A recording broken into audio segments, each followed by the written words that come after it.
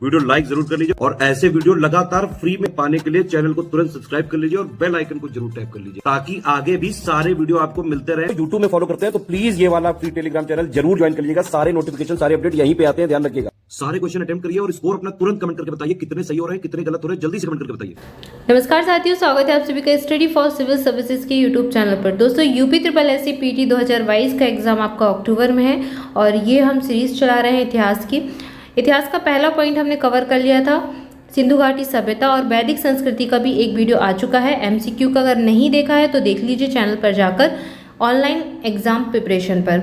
अब हम देखेंगे उसके आगे के एमसीक्यू वैदिक संस्कृति से संबंधित।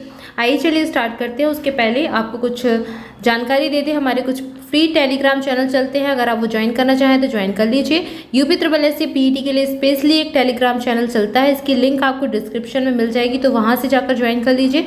और @study for civil services Telegram channel भी ज्वाइन कर सकते हैं। यहाँ पर आपको बहुत सारी इन्फॉर्मेशन मिल जाएगी और काफ़ी सारी अच्छी अच्छी पिक्स मिलती हैं जो कि आपके एग्जाम के लिए बहुत ही इंपॉर्टेंट रहती हैं। इसके अलावा हमारे कुछ पेड कोर्सेज भी चलते हैं, अगर आप वो ज्वाइन करना चाहें दिए गए नंबर्स पर कॉल करके इनकी इन्फॉर्मेशन ले सकते हैं। आइए चलिए स्टार्ट करते हैं। देखेंगे पहला प्रश्न है, ऋग्वैदिक आर्य किस भाषा का प्रयोग करते थे? ऑप्शंस दिए गए हैं, संस्कृत, द्रविड़, पाली या फिर प्राकृत। तो जो ऋग्वैदिक आर्य थे वो संस्कृत भाषा का प्रयोग करते थे। ऑप्शन ए सही उत्तर हो जाएगा। ऋग्वैदिक काल के जितने भी ग्रंथ हैं वो संस्कृत भाषा में ही लिखे गए हैं और यहाँ पर आर्यों की भाषा संस्कृत थी। ऑप्शन ए सही उत्तर होगा। अगला प्रश्न देखेंगे, नेक्स्ट है, ऋग्वेद में सबसे पवित्र नदी किसे माना गया है? ऑप्शंस हैं गंगा, यमुना, सिंधु या फिर सरस्वती। इस प्रश्न का सही उत्तर हो जाएगा ऑप्शन डी सरस्वती। ऋग्वेद में सबसे पवित्र नदी सरस्वती को माना गया है। लेकिन अगर पूछें आर्यों की प्रमुख नदी कौन सी थी तो आपको लिखना है सिंधु। आर्यों की प्रमुख नदी सिंधु मानी जाती है और ऋग्वेद की सबसे पवित्र नदी मानी जाती है सरस्वती।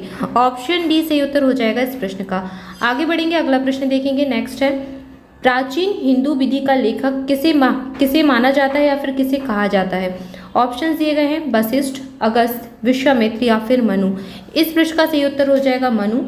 मनु को प्राचीन हिंदू विधि का लेखक कहा जाता है। इनकी जो ग्रंथ है, इनका जो ग्रंथ मनु स्मृति है, इसको विधि का सबसे प्राचीनतम ग्रंथ माना गया है।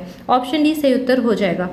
अगला प्रश्न देखेंगे, अगला प्रश्न है, पंचगव्य में निम्नलिखित में से क्या सम्मिलित नहीं किया जाता?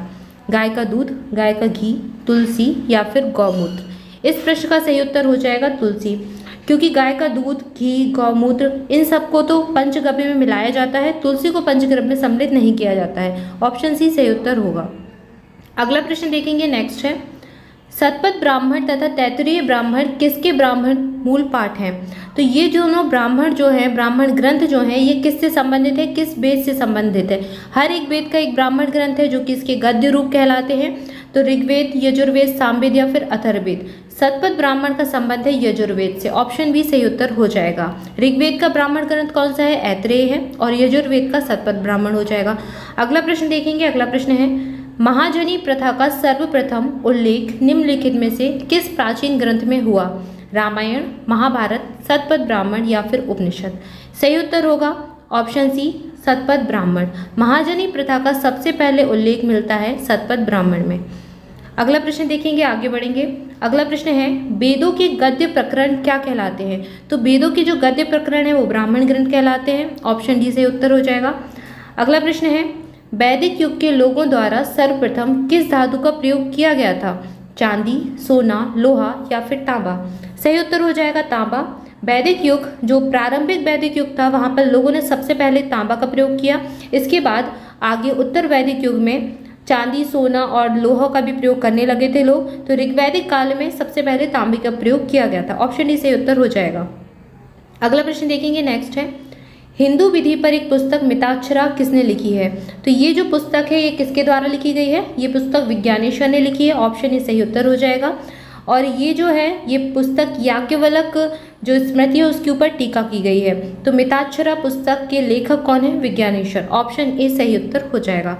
अगला प्रश्न देखेंगे, नेक्स्ट है, स्कंद पुराण में गढ़वाल को किस नाम से जाना जाता है? जालंधर, गढ़देश, केदारखंड या फिर कुमांचल। सही उत्तर हो जाएगा केदारखंड। गढ़वाल को केदारखंड नाम से जाना गया है स्कंद पुराण में। अगर गढ़वाल के साथ कुमायूं को मिला दिया जाए, गढ़वाल और कुमायूं गढ़वाल और कुमायूं मिलकर आज का उत्तराखंड बन जाते हैं और कुमायूं को स्कंद पुराण में मानस खंड के नाम से जाना जाता है और गढ़वाल को कहते हैं केदारखंड। ऑप्शन सी सही उत्तर हो जाएगा। आगे बढ़ेंगे, अगला प्रश्न देखेंगे। अगला प्रश्न है, भारत के प्रतीक चिन्ह के आधार जो पट्टी है उस पर अंकित शब्द सत्यमेव जयते किससे लिए गए हैं? तो ये जो शब्द हैं ये लिए गए हैं मुंडकोपनिषद से। ऑप्शन सी सही उत्तर हो जाएगा। आगे बढ़ेंगे, अगला प्रश्न देखेंगे। मुंडकोपनिषद जो है उसमें सत्यमेव जयते या फिर सत्य की विजय होती है, सत्य की जो महिमा है उसके बारे में बताया गया है। तो ये जो शब्द हैं वहीं से लिए गए हैं। अगला प्रश्न है, वैदिक धर्म का मुख्य लक्षण इनमें से किसकी उपासना थी? ऑप्शंस दिए गए हैं। तो वैदिक धर्म में सबसे ज़्यादा प्रकृति की पूजा की गई है, प्रकृति की उपासना की गई है और प्रकृति की महत्ता बताई गई है। इसलिए इस प्रश्न का सही उत्तर हो जाएगा ऑप्शन बी। जो वैदिक धर्म में आर्य थे, आर्यों ने सबसे ज़्यादा प्रकृति की उपासना की। आर्य प्रकृति की शक्तियों से बहुत प्रभावित थे और प्रकृति पूजक कहे जाते हैं। तो सही उत्तर हो जाएगा ऑप्शन बी। सो गाइस, ये हमारे महत्वपूर्ण प्रश्न थे जो हमने कवर किए वैदिक संस्कृति के पार्ट से। इसके पहले का एक वीडियो और है जिसमें और भी इंपॉर्टेंट क्वेश्चंस है, अगर वो नहीं देखा है तो देख लीजिए चैनल पर जाकर। आगे हम नेक्स्ट टॉपिक करेंगे आगे के वीडियो में। तब तक के लिए नमस्कार और जुड़े रहें स्टडी फॉर सिविल सर्विसेज के साथ। चैनल को सब्सक्राइब कर लें, वीडियो को लाइक कर लें, अपने दोस्तों के साथ खूब सारा शेयर करें और पेड बैचेस ज्वाइन करना चाहते हैं तो दिए गए नंबर्स पर कॉल करके आप इन्फॉर्मेशन ले सकते हैं या फिर डिस्क्रिप्शन बॉक्स में भी आपको डिटेल मिल जाएगी, तो वहाँ से जाकर भी आप जानकारी इकट्ठा कर सकते हैं। आज के लिए इतना ही, मिलेंगे नेक्स्ट वीडियो में। Thank you so much.